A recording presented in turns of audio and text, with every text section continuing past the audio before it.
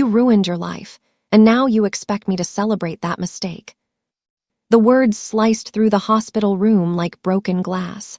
I stood there, my newborn daughter wrapped in a pink blanket against my chest, still exhausted from 12 hours of labor. My mother's face was twisted with disgust, her perfectly manicured finger pointing at my baby. "Not at me, at my baby." "Mom, please," I whispered, my voice breaking. "She's your granddaughter." "She's the reason you threw everything away." My mother's voice was cold, clinical. "I told you to fix this mess months ago, but you were stubborn as always." Two nurses near the door looked away, pretending to be busy with charts. The fluorescent lights hummed overhead. My daughter made a small sound, and I instinctively held her closer. "Get out," I said quietly. "What?" "Get out of this room. Get out of our lives." My mother's eyes flashed with anger, but something else too. Hurt, maybe, or pride refusing to bend. She grabbed her designer purse and walked to the door. "Don't come crying to me when reality hits," she said. "You made your choice." The door closed behind her, with a soft click that echoed like a gunshot. I looked down at my daughter's peaceful face and whispered, "You're not a mistake. You never were." My name is Cara Bennett, and I was 19 years old when my mother walked out of that hospital room. 3 months earlier, I'd been a college sophomore with a full scholarship, a supportive family, and a future that seemed bright and certain. Then I found out I was pregnant. I'd sat in my dorm bathroom, staring at the positive test, my hands shaking. My boyfriend, Tyler, was a junior I'd been dating for 8 months. When I told him, he went pale. "You're keeping it?" he asked, as if abortion was the obvious choice. "I think so. I need time to think." "Well, I'm not ready to be a father. I have law school applications due. I can't do this." He left my dorm that night and never came back, blocked my number, dropped out of our shared classes, just vanished like our relationship had never existed. I'd thought my mother would be different. She'd always been strict but loving. High standards, yes, but always there when I needed her. I was wrong. When I told her I was keeping the baby, she said 3 words that changed everything. "Fix your mess." When I refused, she cut me off. Financially, emotionally, completely. No more tuition, no more apartment money, no more mother. Just me and the baby growing inside me. I moved into a studio apartment that was barely bigger than my old dorm room. The walls were stained, the heater rattled, and I could hear my neighbors fighting through the thin walls every night.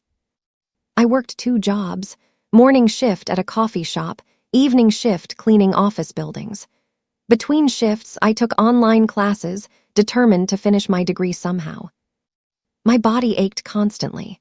My feet swelled.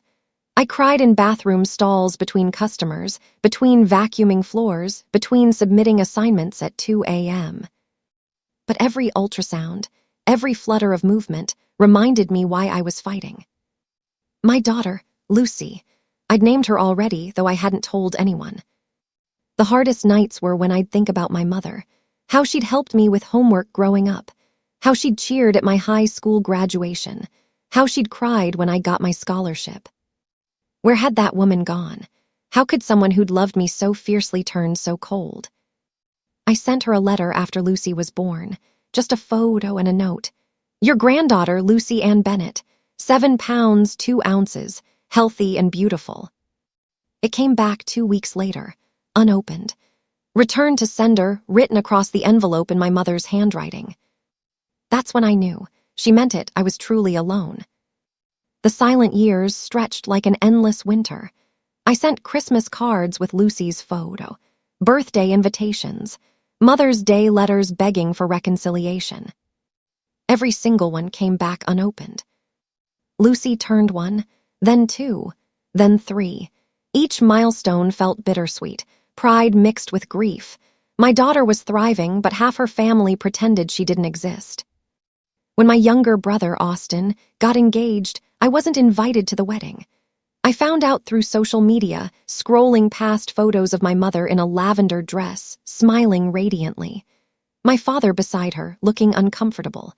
Austin and his fiancée, Brooke, looking happy. No empty seat for me. No acknowledgement that I existed. I showed Lucy the photos anyway. "That's your Uncle Austin," I said, pointing to my brother's face on the screen. "Will I meet him someday?" she asked in her small, hopeful voice. "Maybe," I lied. "Maybe someday." But I didn't believe it. My mother had erased me from the family story. I was the cautionary tale, the daughter who'd thrown everything away, the one we didn't talk about. Lucy asked about her grandmother sometimes. "Why doesn't she visit like other grandmas?" "She's very busy," I'd say, "but that doesn't mean she doesn't think about you." Another lie. But how do you tell a 4-year-old that her grandmother called her a mistake? My grandmother, Nana Helen, showed up at my door when Lucy was 6 months old. I hadn't seen her since before I got pregnant, and when I opened the door, I burst into tears. "Oh, sweetheart," she said, pulling me into her arms. "Let me meet my great-granddaughter." She came inside and held Lucy with such tenderness, tears streaming down her wrinkled cheeks. "She's perfect," Nana whispered.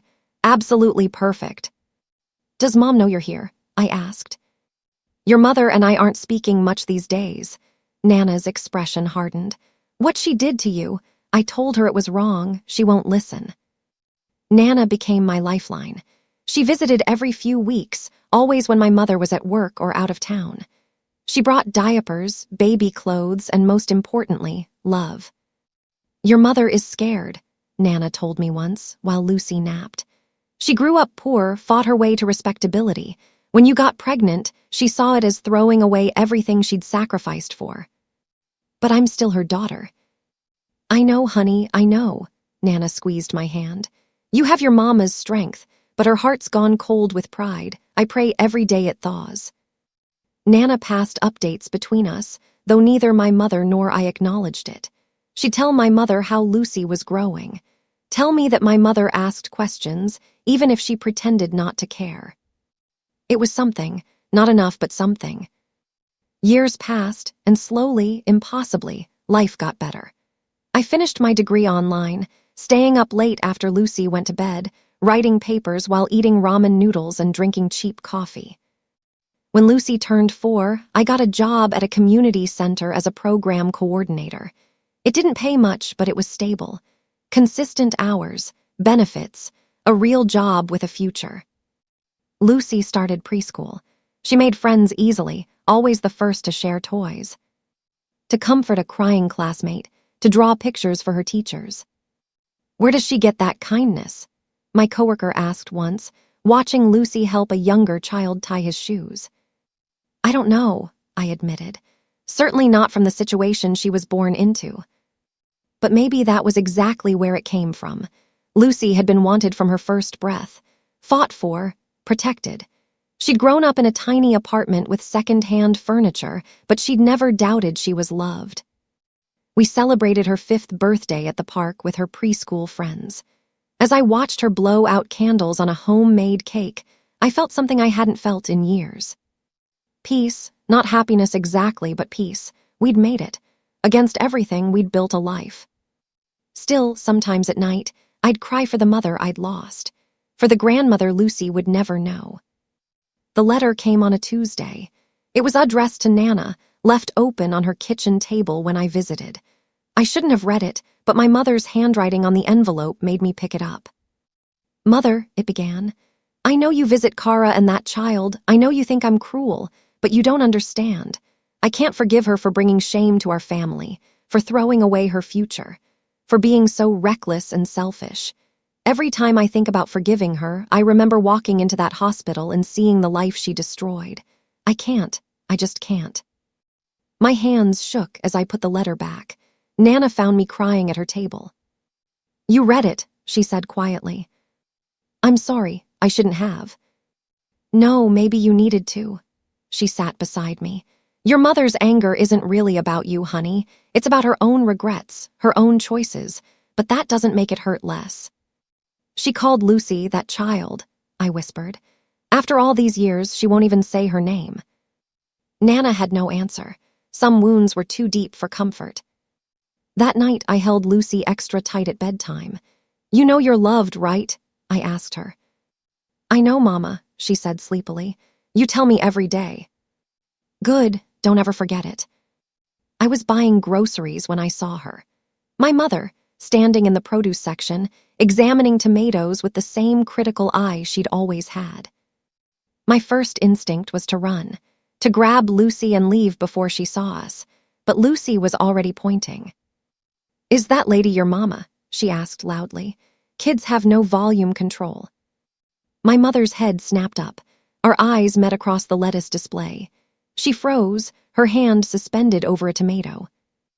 Then she looked down, at Lucy. Lucy smiled, that innocent, hopeful smile of a 7-year-old who didn't understand family dysfunction. She waved. Hi, she called out. My mother's face went through a series of emotions. Shock, recognition, something that might have been longing, then cold hardness.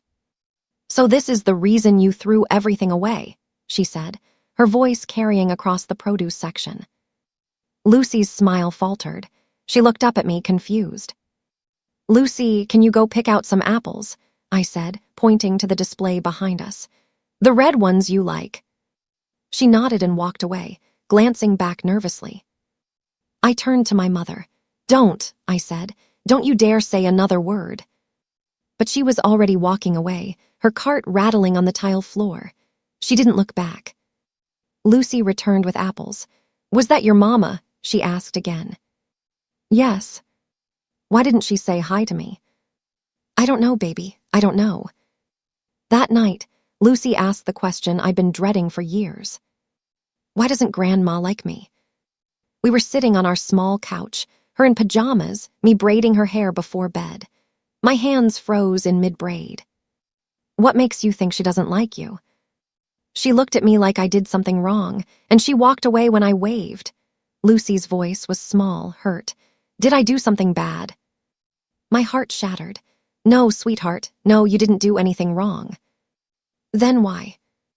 How do you explain adult cruelty to a child? How do you say your grandmother can't see past her own pride without planting seeds of bitterness? Some people take longer to understand love, I said carefully. Your grandma is having a hard time right now, but it's not about you. You're perfect exactly as you are. Promise. I promise with all my heart. After Lucy fell asleep, I sat at our small kitchen table and cried. Not for myself this time. For my daughter, who'd done nothing wrong but existed. Who'd smiled at her grandmother and been rejected. That night, I made a vow. No matter how much I wanted my mother back, I would never let her bitterness shape Lucy's heart. My daughter would grow up knowing her worth, even if her grandmother never acknowledged it. The call came at 3 a.m. Nana had collapsed at home. A stroke. She was at county hospital. I called my neighbor to watch Lucy and drove through empty streets, my heart pounding. Nana couldn't die. She was the only family who'd stood by me, the only grandmother Lucy knew. At the hospital, I found my mother already there, standing in the waiting room with my father. She stiffened when she saw me. You called her, she asked the nurse. Mrs. Helen requested both daughters be notified, the nurse said calmly. My mother's jaw tightened, but she said nothing. We sat on opposite sides of the waiting room, not speaking, not even looking at each other. My father gave me a sad, apologetic look but didn't cross the divide. When they let us see Nana, I went first. She was pale, weak, but conscious. Her hand squeezed mine with surprising strength. My beautiful girl, she whispered. I'm here, Nana. Your mother's outside. Yes. Good, both my girls together, finally. She closed her eyes. One day she'll see what she lost. I pray I'm here to witness it. But she wasn't. Nana passed away 3 hours later, holding my hand, my mother on the other side of the bed. In those final moments, we were connected by grief, if nothing else. The funeral was held on a gray Saturday morning. Rain threatened, but never quite fell. I stood at the back of the chapel, holding Lucy's hand, both of us dressed in black. Lucy had cried when I told her Nana Helen was gone. But she promised to take me to the zoo next month, she'd sobbed. I know, baby, I'm sorry. Now, as people filed past the casket, Lucy watched with solemn eyes. She'd insisted on coming, said she needed to say goodbye. When it was our turn to approach, I felt my mother's eyes on us from the front row. Lucy carried a single yellow daisy, Nana's favorite flower, that we'd picked from our small garden. At the casket, Lucy placed the daisy gently beside Nana's folded hands. "Bye, great Nana," she whispered. "Thank you for the cookies and the hugs, I love you." Someone in the family section started crying quietly. I heard my aunt whisper, "That's Kara's daughter." My mother's face was stone, but her hands clenched white in her lap. As we turned to leave, my mother hissed under her breath, "Don't make a scene." I didn't respond. We walked back to our seats in silence, but I heard what she didn't say. "Don't remind everyone of your shame." Lucy had done nothing but offer love to her great-grandmother, and my mother still saw it as a scene. A week after the funeral, Nana's lawyer called me. She'd left a letter and a small inheritance, $5,000. It might as well have been $1 million. "She wanted you to have this," the lawyer said, handing me an envelope.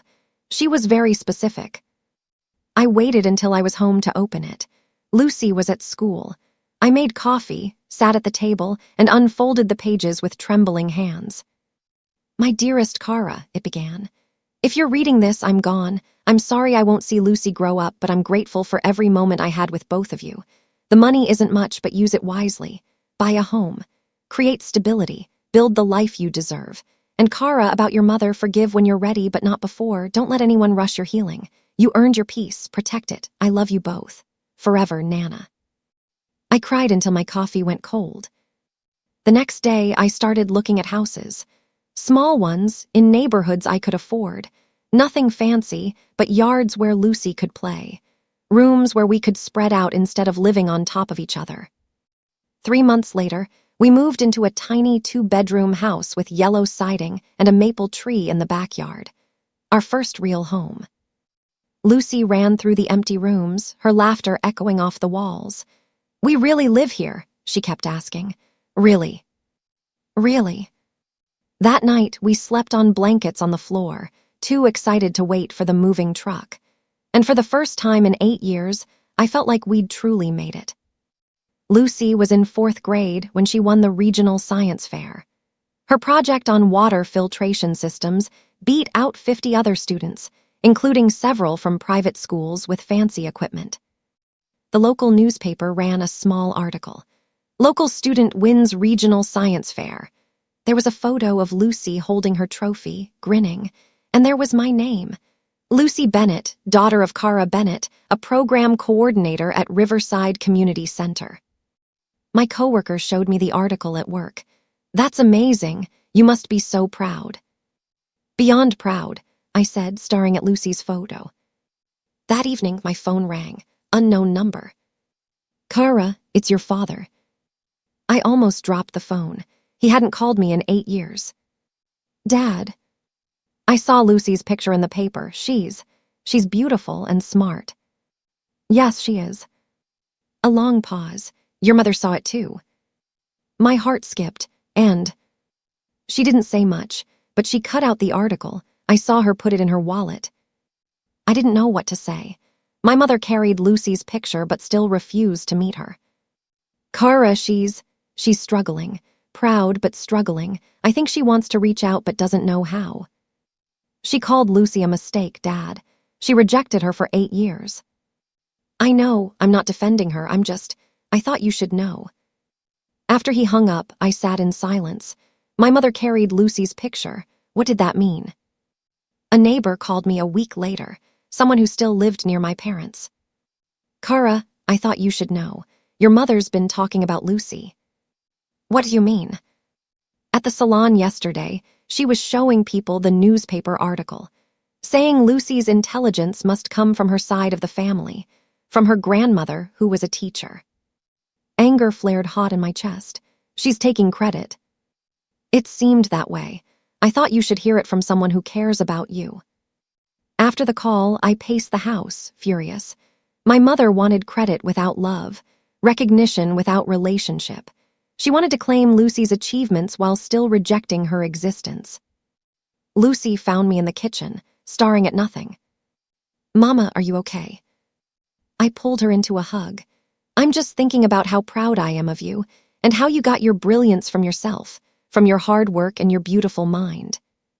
Thanks, Mama, she hugged me back. You helped, though. You always help with my projects. We're a team, I whispered. That night, I made a decision. I couldn't let this continue. My mother needed to understand what she'd lost, what she was still losing. I drove to my mother's house on a Saturday morning. Lucy was at a friend's house. This conversation needed to happen without her. My hands shook as I rang the doorbell. My mother answered, her face going pale when she saw me. What are you doing here? We need to talk. I have nothing to say to you. She started to close the door, but I put my hand up to stop it. You called my daughter a mistake. You rejected her for 8 years, and now you're bragging about her accomplishments. I don't know what you're talking about. The salon, the newspaper article, you're telling people she's smart because of your genes. My mother's face flushed. She is my granddaughter, whether you like it or not. Then act like it, my voice broke. You can't have it both ways. You can't claim her success while rejecting her existence. That's not how love works. You don't get to tell me about love. You threw away everything I gave you. I had a baby, I shouted. I made a choice to keep my child. That's not throwing anything away. That's choosing love over convenience. You were 19. And now I'm 27. Lucy is 8 years old. 8 years you've missed. 8 birthdays, 8 Christmases, 8 years of watching her grow into an incredible person. And you know what she became despite you? Kind. She's kind and generous and smart, and she asked me just last week why her grandma doesn't like her. My mother's face crumbled slightly, but she said nothing. You called my daughter a mistake, and she became everything right about my life. I was crying now. Everything. I turned and walked away, leaving my mother standing in the doorway, speechless for once. Months passed. Fall turned to winter. Lucy and I decorated our little house for Christmas, hanging lights and baking cookies. Our own traditions, our own family. Then my mother's best friend, Patricia, called me in January. Cara, it's Patricia Morrison, from next door to your parents. I remember you, Mrs. Morrison. Your mother's health is declining. She had a small heart attack last week. She's in the hospital. My world tilted. Is she okay? Physically, yes, but Cara, she's been asking about you. Not directly, but she keeps staring at that newspaper clipping of Lucy. I think she wants to see you but doesn't know how to ask. She made it very clear she wants nothing to do with us. I know what she did. I know what she said. But she's my friend, and I'm watching her die inside with regret. I'm asking you, as someone who cares about both of you, to consider visiting. After hanging up, I asked Lucy what she thought. Do you want to see Grandma? She asked me. Part of me does, part of me doesn't. Lucy thought for a moment. Nana Helen used to say everyone deserves a second chance, even when they mess up bad. My 8-year-old daughter, wiser than I'd ever been. Do you want to meet her? I asked. Is she nice? I don't know anymore, but she's my mother, and your grandmother. Lucy nodded slowly. Then we should try. Family deserves a second chance. The hospital smelled like antiseptic and fear. I held Lucy's hand as we walked through the corridors to my mother's room.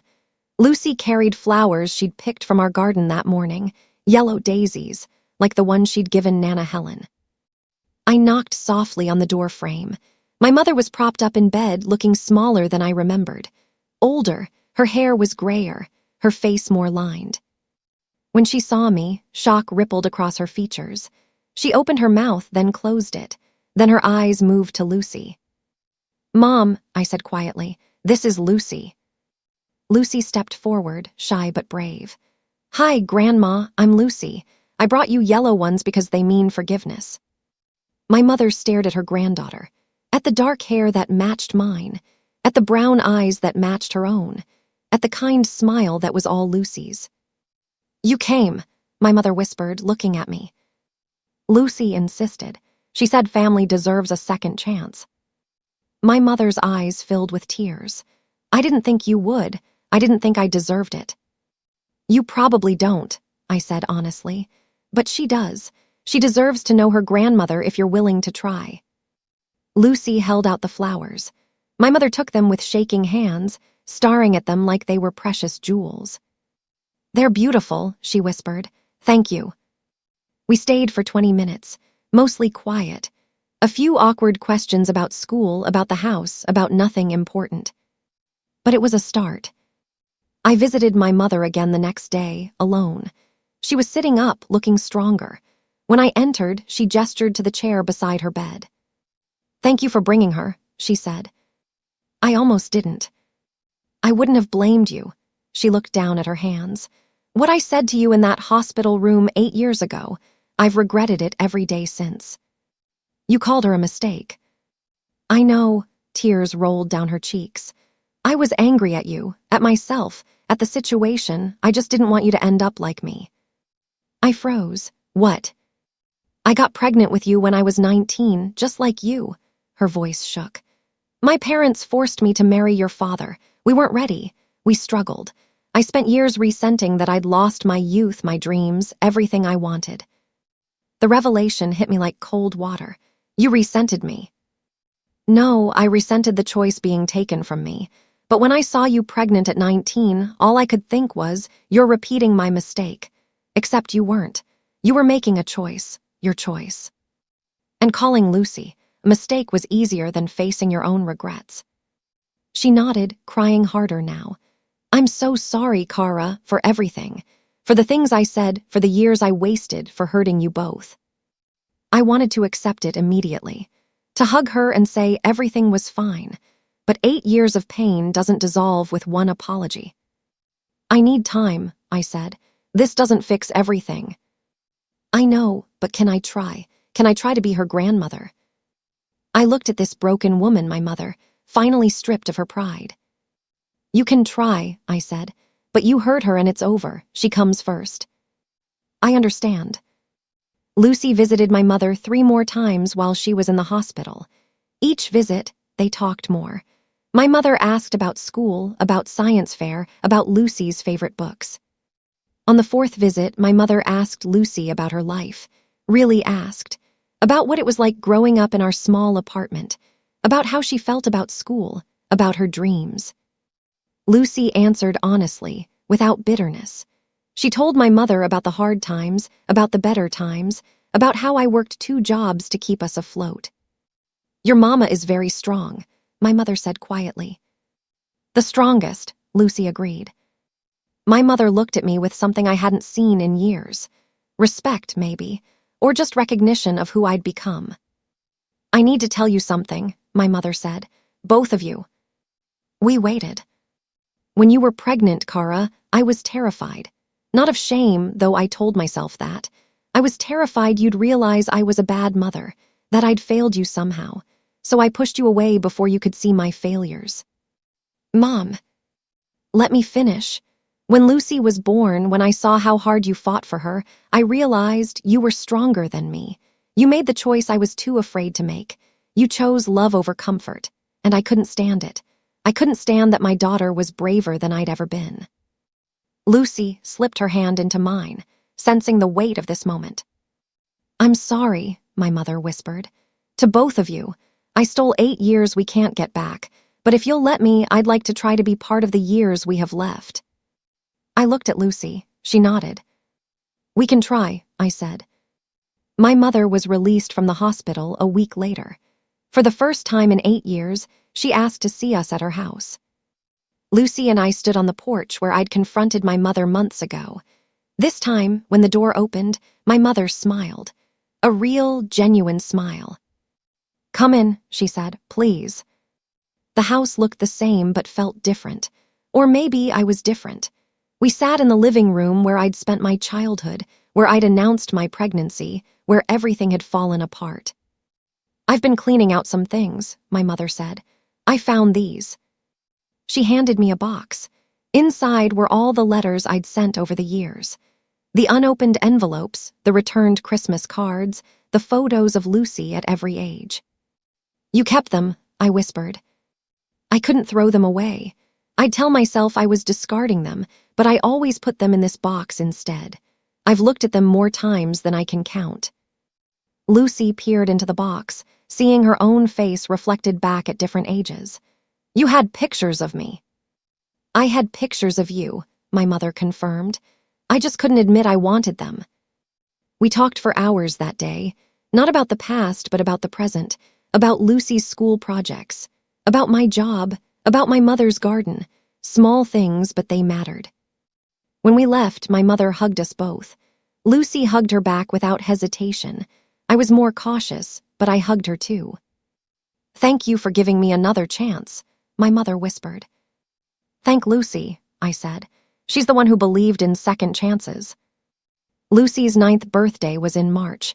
I'd always kept her parties small, a few school friends, cake, simple decorations. But this year, Lucy asked if she could invite my mother. Are you sure? I asked. Yeah, she's my grandma. Grandmas should come to birthdays. I called my mother nervously. Lucy wants to know if you'd come to her birthday party. Silence on the other end.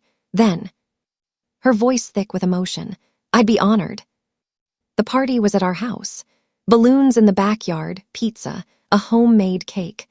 Lucy's friends ran around playing tag while the adults watched from the patio.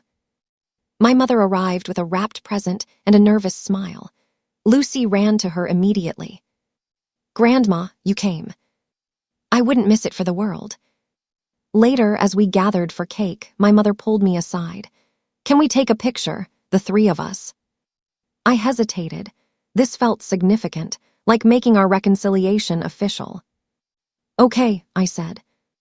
My father took the photo. The three of us, 3 generations standing together. Lucy in the middle, beaming. My mother and I on either side, smiling cautiously but genuinely. When I saw the photo later, I cried. We looked like a family. Broken, mended, still healing, but a family nonetheless. My mother asked for a copy. She framed it and put it on her mantle, the first photo of Lucy in her house after 8 years of absence. 6 months after the birthday party, the community center hosted an annual fundraiser. I'd been organizing it for weeks, but I didn't expect my mother to attend. She showed up anyway, dressed nicely, ready to volunteer.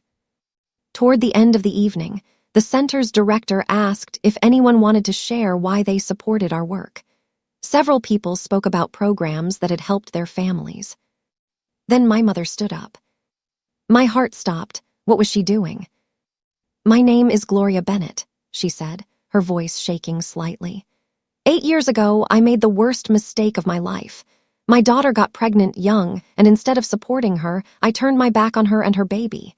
I missed 8 years of my granddaughter's life because I was too proud, too afraid, too foolish to see what really mattered. The room was silent. People stared. My daughter worked here while raising my granddaughter alone. This center gave her stability when her family failed her. So I'm here tonight to say thank you to Riverside Community Center for being the family I should have been. And to say thank you to my daughter, Cara, and my granddaughter, Lucy, for reminding me what family means. She sat down quickly, wiping her eyes. People applauded. Several came up to her afterward, sharing their own stories of family estrangement and reconciliation. Lucy ran to her grandmother and hugged her tight. That was really brave, Grandma. My mother hugged her back. You taught me how to be brave. That night, after Lucy was asleep, I sat on our back porch thinking about how far we'd come. From that horrible moment in the hospital to this, tentative, careful, but real reconciliation. My mother wasn't perfect. We still had difficult conversations. She still said things that hurt sometimes, old patterns dying hard, but she was trying, really trying. She came to Lucy's soccer games, helped with school projects, invited us to Sunday dinners where my father would tell terrible jokes and Lucy would laugh. It wasn't the relationship I dreamed of having with my mother. It was smaller, more fragile, built on the foundation of broken trust slowly being repaired. But it was something. And something was infinitely better than the nothing we'd had. One evening, while my mother and I washed dishes after dinner, she said quietly, I wish I could go back and change what I did. You can't, I said. None of us can. I know, but I can be better going forward. I can be the grandmother Lucy deserves. That's all I ask. She looked at me, really looked at me. You did it without me, built a beautiful life, raised an incredible daughter. I'm so proud of you, Kara. Those words, the ones I'd wanted to hear for 8 years, finally arrived, and they meant everything.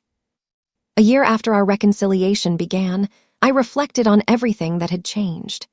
The woman who'd called my daughter a mistake now called her weakly. The mother who'd rejected us now sent cards for every minor occasion, good report cards, successful soccer games, even a lost tooth. We'd established boundaries. My mother understood that our relationship was on my terms. If she overstepped, I'd tell her. If she hurt Lucy, there would be consequences. She accepted this without argument. One Sunday afternoon, while Lucy played in my parents' backyard with my father, my mother and I sat on the porch with coffee. Do you think you'll ever fully forgive me? She asked. I thought about it carefully. I don't know. Some days I feel like I have.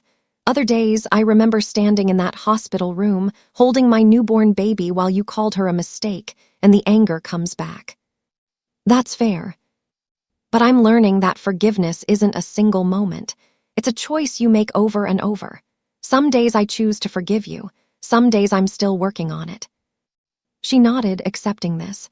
I'll keep earning it for as long as it takes. Lucy ran up to the porch, breathless and happy. Grandma, Grandpa says you have photo albums from when Mom was little. Can we look at them? My mother smiled. I'd love that. We went inside, and my mother pulled out dusty albums I hadn't seen in years. Lucy sat between us, looking at photos of me as a child, asking questions, laughing at my awkward phases. You look like Mama, Lucy said, pointing to a picture of me at 8 years old. She does, doesn't she? My mother said, looking at me with soft eyes. She was beautiful then, and she's beautiful now. As Lucy turned pages, absorbed in the past, my mother reached over and squeezed my hand. I squeezed back. It wasn't perfect. It would never be what it could have been if she'd made different choices 8 years ago. But it was real, and it was ours. Years later, when Lucy was in high school, she found an old journal I'd kept during those first difficult years. I'd forgotten about it, tucked away in a box of old papers. She came to me holding it, her eyes serious. Mom, I read some of this. Is it okay? What did you read? About when I was born, about Grandma, about how hard it was. She sat beside me. I never knew how bad it was. I didn't want you to carry that weight. But you carried it, alone. Not alone. I had you. You gave me a reason to keep fighting. Lucy was quiet for a moment, then said, Grandma's different now. Better. But she can never undo what she did to you, can she? No, but she's trying to do better going forward. That has to count for something. You're stronger than I ever realized, Lucy said. You could have given me up, but you didn't. Giving up wasn't an option. You were never a mistake, Lucy. You were always my greatest choice. She hugged me tight. I know, and I'm glad Grandma finally understands that too. Later that night, I reread some of my old journal entries. The pain was still there on the pages, raw and real. But so was the love, the determination, the absolute certainty that Lucy was worth every sacrifice. I thought about my mother, now in her 60s, trying to make up for lost time. She'd never get those 8 years back. Never witness Lucy's first steps, first words, first day of school. Those moments were gone forever. But she had now. She had Lucy's high school graduation coming up, college years ahead, maybe a wedding someday, grandchildren if Lucy chose that path. The relationship between my mother and me would always carry scars. Some wounds are too deep to heal completely, but scars are proof of survival, proof that something broke and still managed to keep going. I picked up my phone and texted my mother. Sunday dinner at our place this week. Lucy wants to make her famous lasagna for you. The response came quickly. I'd love that. Thank you for including me.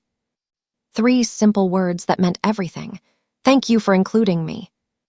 Because that's what we'd done. We'd included her back into our lives, not because she deserved it, but because Lucy believed in second chances.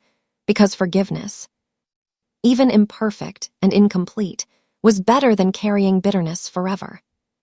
I walked to Lucy's room and knocked softly. She was at her desk, studying. "Hey, Mom." "Hey, baby, I just wanted to tell you something." "What's that?" "You were right, about second chances, about family, about forgiveness. You taught me things I needed to learn." She smiled. "You taught me first. You taught me that love means fighting for people, even when it's hard, even when they don't deserve it." "Is that what you think I did?" "I know that's what you did. You fought for me when no one else would. And then you taught me to fight with love instead of anger, to be strong but not bitter." I sat on the edge of her bed. "Sometimes the people who break us teach us how to rebuild stronger. Your grandmother broke something in me, but you helped me rebuild. And maybe, in the process, we helped her rebuild too." Lucy closed her textbook and came to sit beside me. "Do you think she's truly sorry?" "I think she's as sorry as she's capable of being. That has to be enough." "And is it enough?" I thought about the question, about the years of pain and the slow healing, about the moments of joy we'd reclaimed and the ones we'd lost forever. "It's enough for today," I finally said. "And tomorrow I'll decide again. That's all any of us can do." Lucy rested her head on my shoulder. "I love you, Mom. Thank you for choosing me." "Always," I whispered. "Every single day I choose you." Outside, the sun was setting, painting our little yellow house in golden light. Inside, Lucy and I sat together in comfortable silence, two survivors of a storm that had tried to break us but had only made us stronger. My mother had called Lucy a mistake, but Lucy had become the catalyst for all of us learning what really mattered. She'd taught me resilience. She'd taught my mother humility. She taught us all that love isn't about being perfect. It's about showing up, even after you've failed, and trying to do better. The next Sunday, we gathered around our dining table. Me, Lucy, my mother, my father. My mother helped Lucy set the table while I finished cooking. My father told his terrible jokes. Lucy laughed, bright and unguarded. Before we ate, my mother raised her glass. "I'd like to make a toast." We all raised our water glasses. "To Lucy," she said, her voice thick with emotion, "who taught an old woman that it's never too late to love the people who matter most, and to Kara, who showed me what real strength looks like. Thank you for giving me another chance." "To family," Lucy added, "even when it's complicated." "To family," we all echoed. As we ate and laughed and shared stories, I caught my mother watching Lucy with such tenderness, such obvious love, that it almost hurt to see. This was what 8 years of stubbornness had cost her, but it was also what humble persistence had earned back. After dinner, while Lucy and my father played cards in the living room, my mother helped me clean up.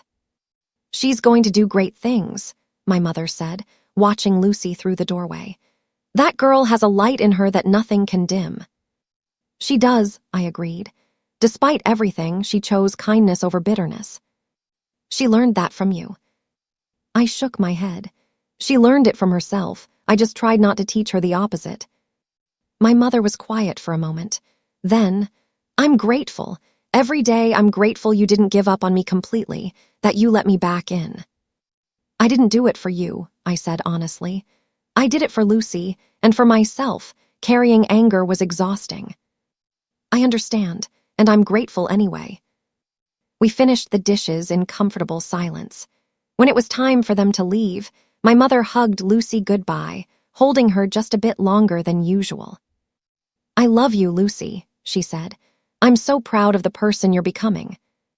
"Love you too, Grandma. See you next week." "Absolutely." After they left, Lucy turned to me. "We're okay, aren't we, all of us?" I pulled her into a hug. "We're better than okay. We're real. Real is messy and complicated, but it's also honest. And honest is good." That night, after Lucy went to bed, I pulled out my old journal one more time. On a fresh page, I wrote, "Today, I realized that forgiveness doesn't mean forgetting. It doesn't mean pretending the pain never happened. It means deciding that the pain doesn't get to write the ending. Lucy was called a mistake, but she became the reason we all learned to love better. Sometimes the hardest journeys lead to the most beautiful destinations. We're not perfect. We're not even fully healed, but we're together and we're trying. And maybe that's all family really is, people who keep trying even after they've failed. Especially after they've failed. I closed the journal and smiled. We had a long way to go still. Trust rebuilt slowly. Wounds healed in their own time. But we were moving forward together, and that was more than I'd ever hoped for in that hospital room 8 years ago. My mother would never erase what she'd done.